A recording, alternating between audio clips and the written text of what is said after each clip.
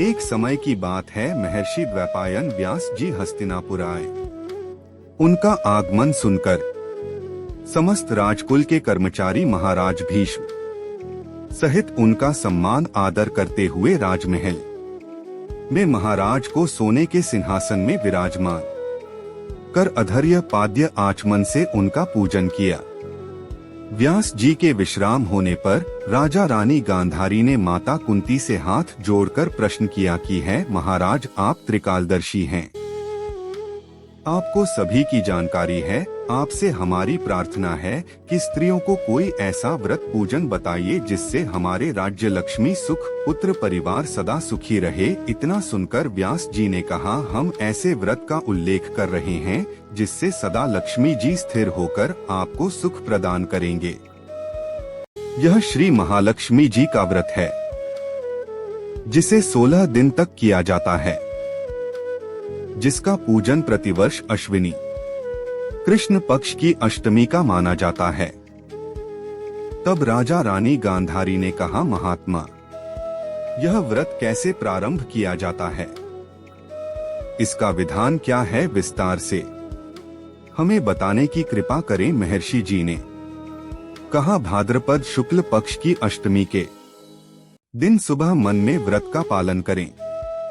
संकल्प लेकर किसी जलाशय में जाकर स्नान करके वस्त्र स्वच्छ वस्त्र या नए वस्त्र धारण कर सकते हैं। दूरवा से महालक्ष्मी जी को जल का तर्पण करके प्रणाम करना चाहिए। फिर घर आकर शुद्ध 16 धागों वाले धागे का एक धागा बनाकर प्रतिदिन एक गांठ लगानी चाहिए।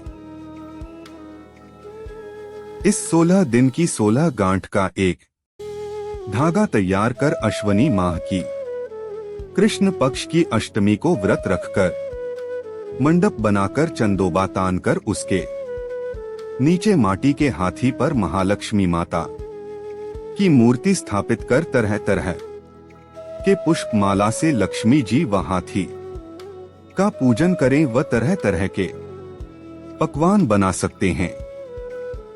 लक्ष्मी जी और हाथी का पूजन नैवेद्य समर्पण करके करना चाहिए।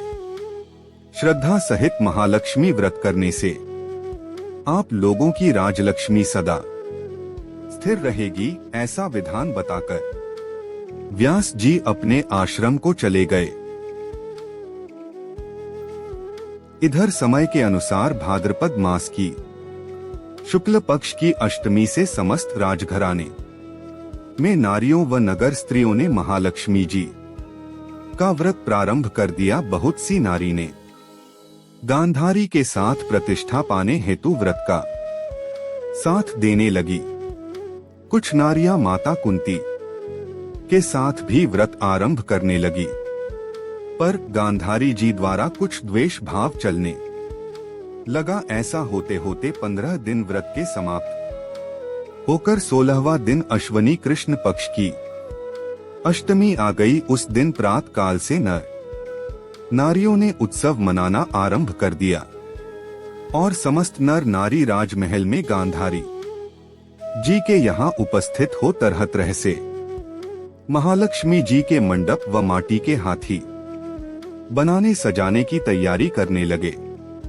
गांधारी जी ने नगर की सभी प्रतिष्ठित नारियों को बुलाने को सेवक भेजा, पर माता कुंती को नहीं बुलवाया और न कोई सूचना भेजी।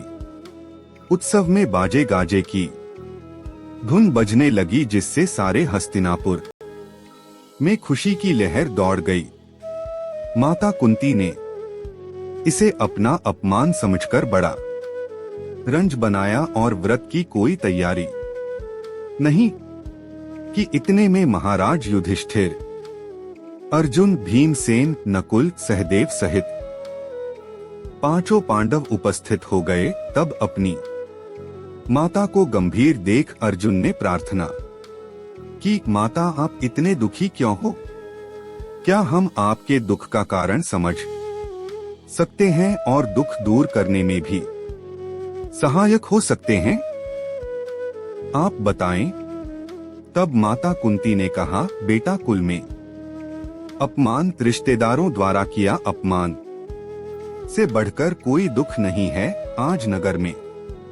महालक्ष्मी व्रत उत्सव में रानी गांधारी ने सारे नगर की औरतों को सम्मान से बुलाकर ईर्ष्या पूर्वक मेरा अपमान कर उत्सव में मुझे नहीं बुलाया है।